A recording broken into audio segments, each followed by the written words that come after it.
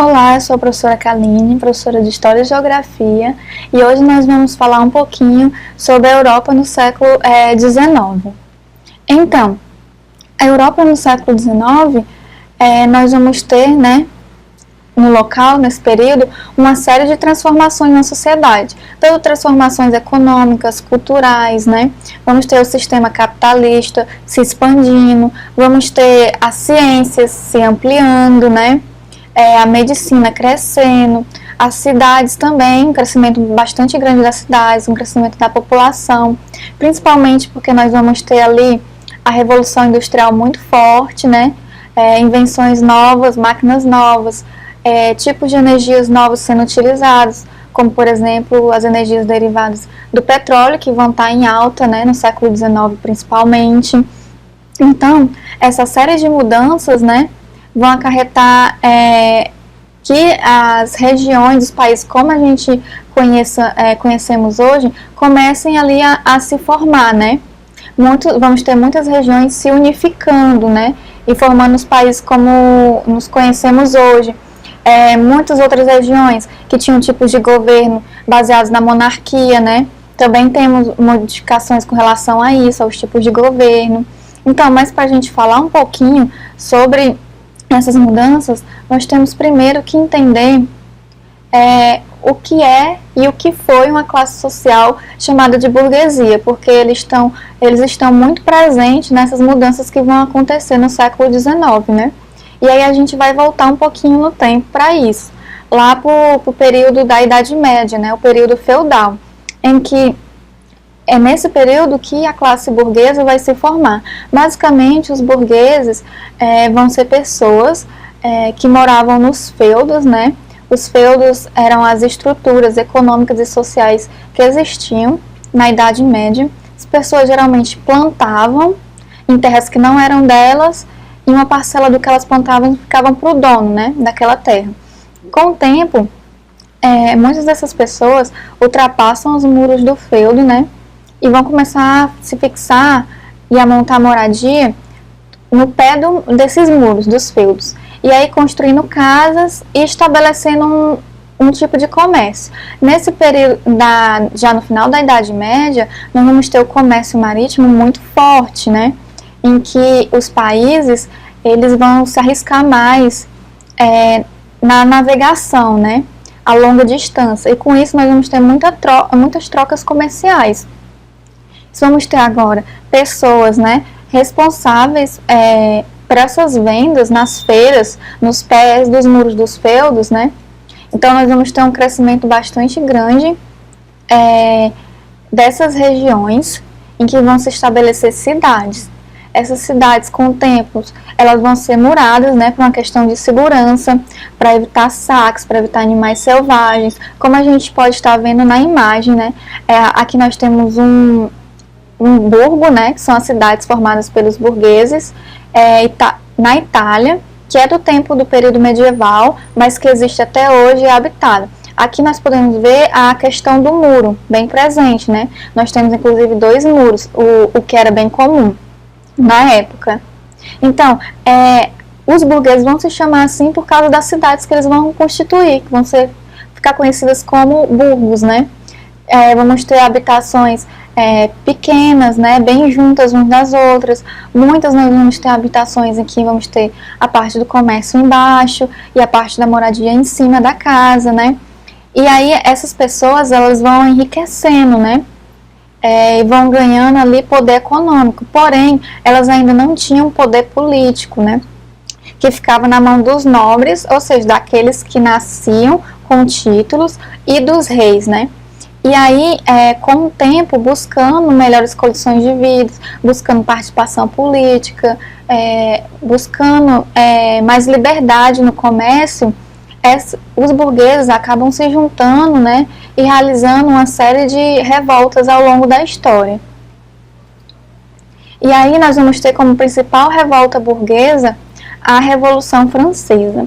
Ela vai ocorrer a partir de 1789, com a tomada da prisão da Bastilha. Nós temos aqui na imagem uma representação desse momento, Tomada da Bastilha vai acontecer no dia 14 de julho, de 89, era a prisão francesa. Basicamente, vamos ter a classe burguesa reivindicando mais direitos políticos para ele, né? A França vai estar passando nesse momento, é uma monarquia, né? Nós vamos ter como rei o Luís XVI, e vai estar passando nesse momento por sérias dificuldades financeiras. Vai ter entrada em guerras, que vai ter deixado a região no vermelho com relação à economia. Fora isso, a colheita, né, do período de 88 e 89 foi muito ruim, principalmente porque foi um período que fez muito frio, então a plantação morreu. Os mais pobres, então, começaram a passar bastante fome por causa disso. E a monarquia, o rei e a rainha, não estavam fazendo nada para melhorar a situação desse povo mais pobre, né? É um povo que tinha uma alimentação à base de pão, né?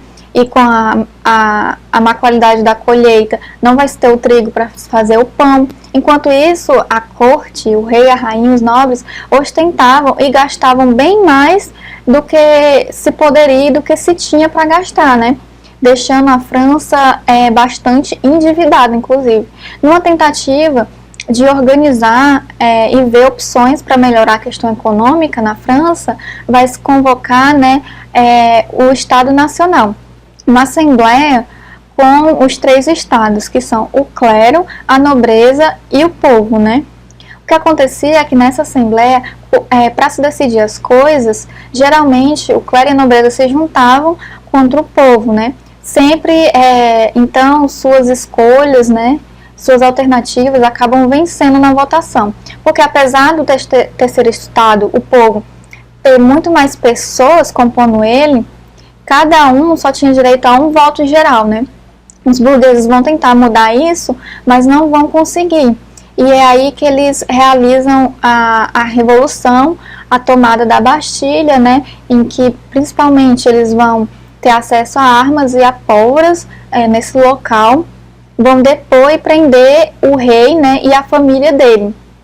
E vão instituir aí um governo, né, que a gente chama de coalizão, que é um grupo governando, né. Basicamente, vamos ter 2 grupos em disputa nesse momento. São os grupos chamados de girondinos e jacobinos. Ambos faziam parte da burguesia, né? Os girondinos são a alta burguesia, aqueles que são mais ricos, né? Os jacobinos podemos dizer que são uma média burguesia, de comerciantes que não são os mais ricos, né? Também dentro desse sistema, nós vamos ter os camponeses mais pobres, que geralmente vão ser aqueles que não vão ter muitos seus direitos garantidos dentro desse processo de luta, né? E aí, entre essa disputa, girondinos e jacobinos, várias constituições, muitas pessoas mortas no processo, em 1899, de comum acordo entre ali os grupos da burguesia, se institui um golpe que coloca no poder um cara chamado Napoleão Bonaparte, né? E se instaura assim um consulado na França. Consulado com 3 membros, 3 cônsules, sendo que Napoleão Bonaparte, né, era um cônsul que tinha um pouco mais de poder que os outros 2, certo? Napoleão Bonaparte, ele vai perseguir os modelos de monarquia. Então ele vai invadir vários países, né, depondo seus monarcas e estabelecendo nos tronos, geralmente, parentes dele, né? Ele também vai dar direito à propriedade privada, à liberdade de imprensa, à liberdade de religião, né? Ele vai investir em cultura, como, por exemplo, a criação de museus. Claro, as peças do Museu de Napoleão Bonaparte eram basicamente objetos saqueados das regiões que ele invadia, né? Também vai investir bastante no sistema de educação pública também. Ele vai cair na graça, vamos dizer assim, na graça do povo, principalmente quando fala-se povo, da classe burguesa, né? Não necessariamente da classe mais pobre, que é aquela que tem mais dificuldade até mesmo para conseguir comer no seu dia a dia, certo? Então, Napoleão Bonaparte, ele fica até 1804 como cônsul, né? E a partir daí acontece um plebiscito, né? Em que as pessoas votam e tornam ele imperador único, né? E nós temos, a partir desse momento, principalmente a perseguição, né, a outros povos, em que ele quer que o comércio marítimo seja dominado pela França. Porém, temos um rival muito forte, a Inglaterra. Então, ele decreta que os outros países não podem comercializar com a Inglaterra. Se assim fizerem, esses países seriam invadidos pela França, né? E aí nós temos até uma relação nesse processo com o Brasil, em que Portugal se recusa, né, a deixar de fazer comércio com a Inglaterra e a corte toda vem fugida para o Brasil, né? Eles fogem de Napoleão, justamente nesse período. E aí Napoleão ele vai ficar como imperador até 1815, quando a França é invadida, né? E Napoleão é preso numa ilha na Itália. Ele chega a fugir e volta a assumir um governo durante 100 dias, mas é novamente preso, dessa vez na ilha de Santa Helena, na África, onde ele vai permanecer até sua morte em 1821, né? E a partir desse momento, quem assume o poder é mais uma vez o monarca, Luís XVIII, que vai ser irmão do último rei, né, que tinha sido preso na Revolução Francesa e que foi morto depois disso. Luís XVIII ele vai ficar conhecido como um absolutista mascarado, no sentido de que ele deu alguns direitos à população que iam de contra o que pregava a monarquia absolutista, né? Ele deu liberdade de imprensa, ele ainda deu o direito de propriedade privada, o direito de culto, ou seja, você não seria perseguido caso você não fosse da religião católica, algo que era raro, né, nos países da Europa do período. Então, nesse período dele também, o sistema legislativo vai se dividir em dois, né? Em câmaras dos pares e câmaras dos deputados. A Câmara dos pares vai ser constituída pelas pessoas da nobreza, né? Inclusive, alguns parentes do próprio Luís XVIII, irmãos, sobrinhos, né? Vão fazer parte da Câmara dos pares. A Câmara dos deputados vai ser a parte basicamente composta pela burguesia, né? Que vai ser eleita através do voto. Também nesse período nós vamos ter três correntes políticas, né, bem fortes. Os ultrarrealistas, que são aqueles que desejavam a volta da monarquia como era antes da Revolução. Os constitucionalistas, que queriam uma monarquia mais branda, né, que o monarca não tivesse plenos poderes sobre tudo, mas que ele tivesse que obedecer uma constituição. E os liberais, que também eram chamados de bonapartistas, né, que eles queriam a proclamação de uma república, queriam direito à propriedade privada, queriam o direito ao voto, né? Portanto, eles eram chamados assim, basicamente porque reivindicavam algumas coisas que foram implantadas pelo Napoleão Bonaparte. Só que aí o Luís XVIII, ele vai morrer em 1824 e vai assumir um irmão dele no lugar, né? O Carlos X. E aí, esse novo rei, ele é completamente diferente, ele é mais conservador, ele é mais severo, né? Ele já não vai gostar do fato de existir uma assembleia que vai limitar os poderes dele. Então ele vai sempre estar dando um jeitinho dele de impor de maneira indireta as leis que ele queria, né, que ficassem ou tirassem, que ele queria que saísse, certo? Com o tempo, os liberais que queriam a república vão começar a pressionar mais o governo. E com isso, vão ser eleitos para a Câmara dos Deputados um grupo bastante grande desses liberais. O Carlos X, com medo, né, de que ele perdesse mais poder ainda, fecha, né, a Assembleia Legislativa nesse momento e decreta ali uma monarquia, né, absolutista, em que apenas ele reina. E a partir desse momento, as pessoas, com esse decreto dele, as pessoas passam a ir para a rua, né, armar barricadas e ir contra o rei, para que ele fosse tirado do poder, né? E esse momento em que as pessoas vão às ruas vai ficar conhecido como Jornada Gloriosa, que vai acontecer durante 3 dias, né? 27, 28 e 29 de julho de 1830.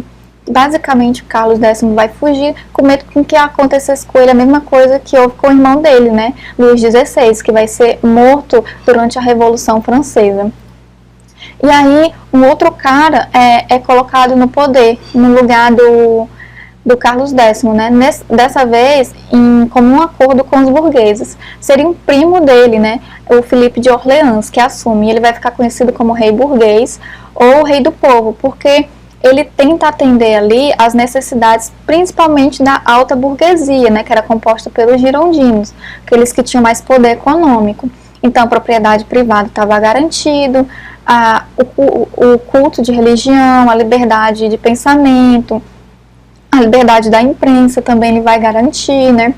O problema é que tem uma parcela da população que não vai ficar satisfeita. Ele nem vai agradar os mais conservadores, nem vai agradar os mais liberais. E com isso, aqueles que queriam decretar república, né, vão sempre estar ali, vamos dizer, indo contra ele. Vai se tornar comum reuniões nas tabernas, né, para discutir política, para discutir as coisas que o povo não gostava no novo rei.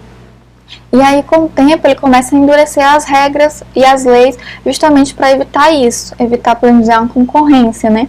Quando ele começa a endurecer essas leis, o povo não gosta nada disso, é claro, né?